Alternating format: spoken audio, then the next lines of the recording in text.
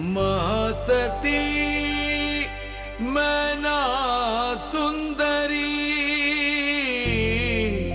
महासती मैना सुंदरी। महासती मैना सुंदरी। मनुष्य समझदार प्राणी कहलाता है। मनुष्य को ज्ञानी होने की संज्ञा दी गई है। और संसार में सबसे उत्तम गति यदि कोई बतलाई गई है तो मनुष्य गति बतलाई गई। वजह उसकी इतनी है कि खाने और पीने के लिए तो पशु भी जीते हैं, अपने रहने के लिए मकान, घोंसला, बिल तो पशु पक्षी भी बना लेते हैं। लेकिन मनुष्य इसलिए महान है कि वह अपने मकान के साथ साथ एक ईश्वर का मंदिर भी बनाता है, आराधना का केंद्र भी बनाता है। भोजन के लिए तो सब जीते हैं। मनुष्य इसलिए महान है कि भोजन से पहले वह भगवान का भजन भी किया करता है। बच्चे पैदा करने के लिए तो सब प्राणी दुनिया में पैदा होते हैं। मनुष्य इसलिए महान है कि वह बच्चों को ही जन्म नहीं देता है, वह अपने भीतर भगवान को भी जन्म दे सकता है। मनुष्य इसलिए महान नहीं है कि वह 2 वक्त की रोटी की व्यवस्था कर लेता है, खाने के लिए तो कुत्ता भी अपना पेट भर लेता है। मनुष्य इसलिए महान है कि वह पहले दूसरों को खिलाता है, फिर खुद भोजन करता है। गुरुवर, आप ही के प्रयासों से राजकुमारी सुरा को राजकुमार अरिदमन जैसा वर मिला। ये सब आपका प्रताप है महाराज। आपकी कीर्ति का चारों ओर इतना विस्तार हो चुका है कि कोई भी शासक आपके साथ अपना संबंध जोड़कर अपने को गौरवान्वित अनुभव करेगा। और फिर हमारी राजकुमारी सूरा भी तो लाखों में एक है। क्यों भैया, इतने सज-धज के कहाँ जा रहे हो? टोक दिया ना हमें, पहले ही हमें देर हो रही थी, अब थोड़ी देर और रुकना पड़ेगा। रुकना पड़ेगा? वो क्यों? अरे भाई, जो टोक दिया आपने। बहन की टोक नहीं लगती, बहन की तो आशीष लगती है। बिगड़ा काम भी बन जाता है। अच्छा बाबा, अब जाने दो, हमें पहले ही देर हो रही है। अगर आपको और देर नहीं करनी तो आप हमारे प्रश्नों का उत्तर दीजिए और चले जाइए। कैसा प्रश्न? यही कि आप इतने सज-धज के कहाँ जा रहे हो? और उत्तर नहीं दिया तो आप जहाँ जा रहे हो वहाँ नहीं जा पाओगे। अरे बहना, जाने दो ना। नहीं, उत्तर दीजिए और चले जाइए। अरे आप समझ क्यों नहीं रही हैं? आप नहीं समझ रहे भ्राताश्री। अरे राजकुमारी सूरा हमारा इंतजार कर रही है। ओहो, तो ये बात है। ये सुर राजकुमारी सुरा के हैं। अच्छा, अब हमें जाने दो। रुको, राजकुमारी सुरा को हमारा प्रणाम कहिएगा। अच्छा, कह देंगे। हे प्रभु, हमारे प्रिय भ्राताश्री और राजकुमारी सुरा की जोड़ी को किसी की नजर ना लगे। खुशखबरी है, खुशखबरी। कोस्तुम के राजा हमारे यहाँ पधार रहे हैं। अभी अभी महल से दूत आए थे, उनके आने का संदेशा लेके। महाराज ने उनके आने का निमंत्रण स्वीकार कर लिया है और उन्हें जल्दी आने के लिए कहा है। अरे वाह, ये तो बहुत ही खुशी की बात है। बधाई हो दीदी, आपको आपका प्रिय जीवन साथी मिल गया। अब तो महल में रौनक ही रौनक हो जाएगी। दीदी, आपको खुश देखकर मेरी खुशी का तो ठिकाना ही नहीं रहा।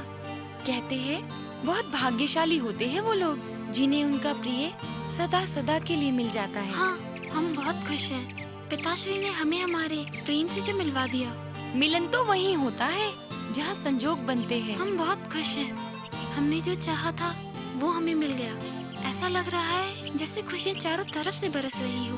दीदी, जरा हमें भी तो बताइए, कब आ रहे हैं आपके वो?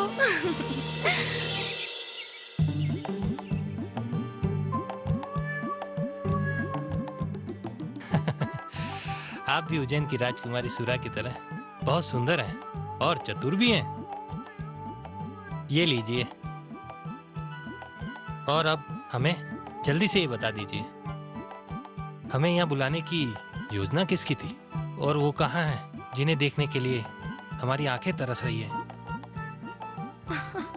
अगर आपने हमारे प्रश्नों का सही सही उत्तर दिया तो आपकी ये मनोकामना जल्द ही पूर्ण होगी राजकुमार। उन्हें देखने के लिए हम किसी भी तरह के प्रश्न का उत्तर देने को तैयार हैं। तो पूछिए, क्या पूछना है?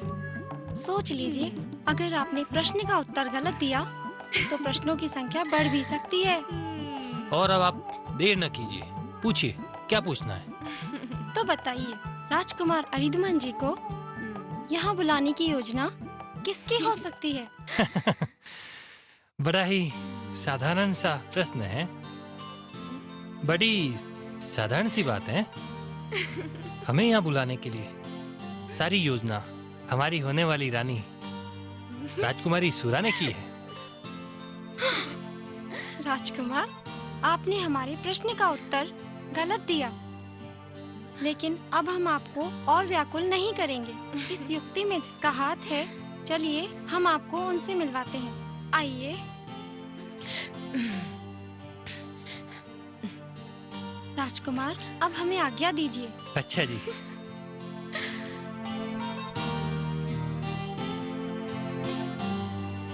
राजकुमारी सुरा,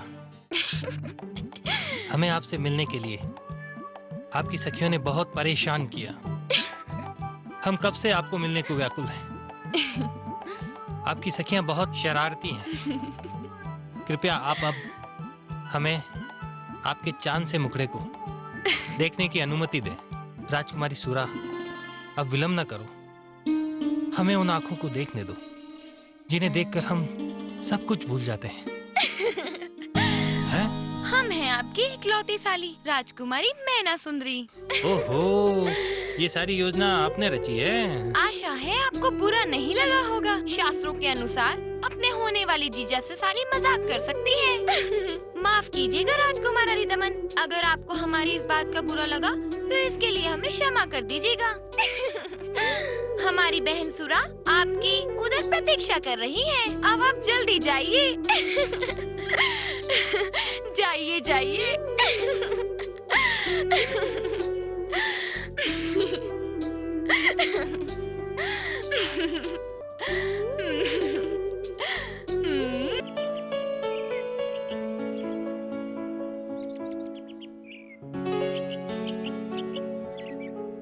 आपका बहुत बहुत धन्यवाद जो आप हमारे यहाँ पधारे। राजकुमारी सुरा, हम आपसे कुछ कहने को बहुत दिनों से तरस रहे हैं। अब तो हमारा विवाह भी पक्का हो गया है। आप हमसे प्रेम तो करते हैं ना? हम आपसे उसी दिन से प्रेम करते हैं जिस दिन से आपको पहली बार देखा था। सच में? बस अब और विलंब सहा नहीं जाता। आप जल्द से हमारी रानी बन जाइए, बस। हमने तो अपने मन में ही आपको अपना स्वामी मान लिया है।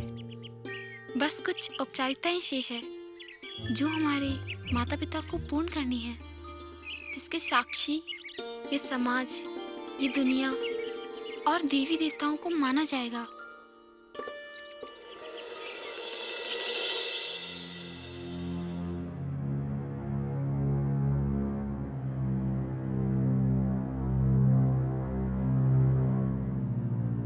प्रणाम महाराज।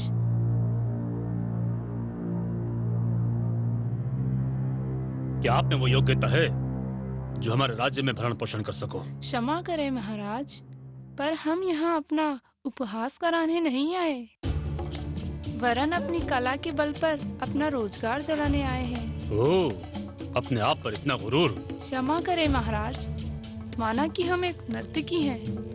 नाचना गाना हमारे भरण पोषण का एकमात्र साधन है, किंतु आप यूं हमारा उपहास नहीं कर सकते। जिस प्रकार रात्रि में चंद्रमा अपनी शीतल किरणें बिखेरकर शीतलता फैलाता है और भोर भये सूरज अपनी किरणें धरती पर फैलाता है, जिस प्रकार ये सभी इनके कर्म हैं, ठीक उसी प्रकार नाचना गाना हमारा कर्म है और इस पर हमें शर्म नहीं बल्कि गर्व है। महाराज, अगर हम कोई दरबारी होते तो आपके हुक्म की दासी होते, किंतु हम क्या करें महाराज, हम तो कलाकार ठहरे और कलाकार तो होते ही ऐसे हैं। अपनी कला पर इतना भरोसा? जी महाराज, वो भरोसा जो उर्वशी और मेनका को अपनी कला पर था। हमें यकीन है कि जब हमारे घुंघरू खनकने लगते हैं तो इस तो का उत्तर तो महाराज हमारे घुंघरू ही दे सकते हैं। तो ठीक है, आप ही बताइए हमें क्या करना चाहिए।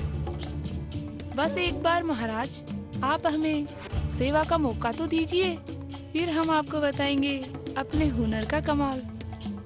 अद्भुत। दीवान जी, ये हमारी खास मेहमान हैं। राजमहल में इनके रहने की खास व्यवस्था की जाए। प्रणाम पिताश्री। आयुष्मती भाव। पिताश्री, आप किस गंभीर विचार में मग्न हैं? पुत्री सुरा, हम विचार कर रहे थे संसार कितना विचित्र है। यहाँ हर मनुष्य का व्यवहार सर्वथा भिन्न है। एक ही सिद्धांत किसी के लिए उचित है तो किसी के लिए अनुचित। यह तो शाश्वत सत्य है, पर पिताश्री हम आपके मनोभाव को समझ नहीं पा रहे हैं। पुत्री, हम संतान और माता पिता के संबंधों के बारे में विचार कर रहे थे। संतान और माता पिता के संबंध? कृपा करके स्पष्ट करें पिताश्री। हाँ राजकुमारी सुरा, संतान के लिए किए गए माता पिता के त्याग और समर्पण को समझना संतान के लिए कठिन है। आप सत्य कह रहे हैं पिताश्री। संतान के लिए माता पिता को क्या क्या नहीं सहन करना पड़ता। संतान कदापि अपने माता पिता के ऋण से ओऋण नहीं हो सकती, किंतु हम दोनों बहनें सौभाग्यशाली हैं जो हमें आप जैसे माता पिता मिले। पुत्री सुरा, आप दोनों हमारे लिए अमूल्य धरोहर हैं। हमने आपके पालन पोषण में कोई कमी नहीं रखी। आप दोनों के प्रसन्न रहने में ही हमारी प्रसन्नता है। किंतु क्या पिताश्री? आपके इस तरह के विचार हमारे मन में उत्सुकता जगा रहे हैं। राजकुमारी सुरा, ये सांसारिक चक्र बड़ा निर्मम है। संतान को घोर कष्टदायी पालन पोषण के बाद भी संतान माता पिता से विमुख हो जाती है। संतान का यूं निर्मम होना माता पिता के लिए अत्यंत दुखदायी है। पिताश्री, माता और पिता के दिए गए संस्कार ही भविष्य में प्रतिफल के रूप में प्राप्त होते हैं। जो माता पिता अपने संतान को सुसंस्कार देते हैं, उन्हें संतान से सुख की प्राप्ति होती है, और जो माता पिता अपने संतान को कुसंस्कार देते हैं, उसके सदैव बुरे परिणाम आते हैं। हम आपके विचारों का सम्मान करते हैं पुत्री, पर आपको ज्ञात है एक राजा समस्त प्रजा का पालक होता है। प्रजा ही उसकी संतान होती है। किंतु राजधर्म के अलावा हम व्यक्तिगत रूप से आप दोनों बहनों के प्रति हम अपने हृदय में अपार स्नेह रखते हैं। ये तो आपकी महानता है पिताश्री, जो आप श्रेष्ठ प्रजा पालक होने के साथ ही आदर्श पिता भी हैं।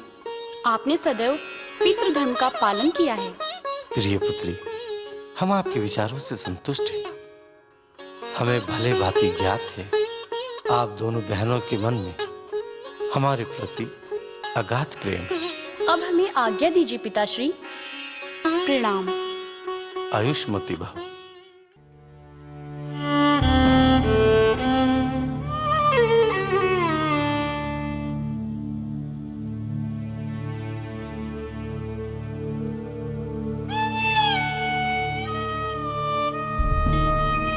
प्रणाम पिताश्री।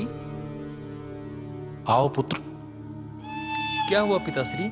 क्या आप कुछ सोच रहे थे?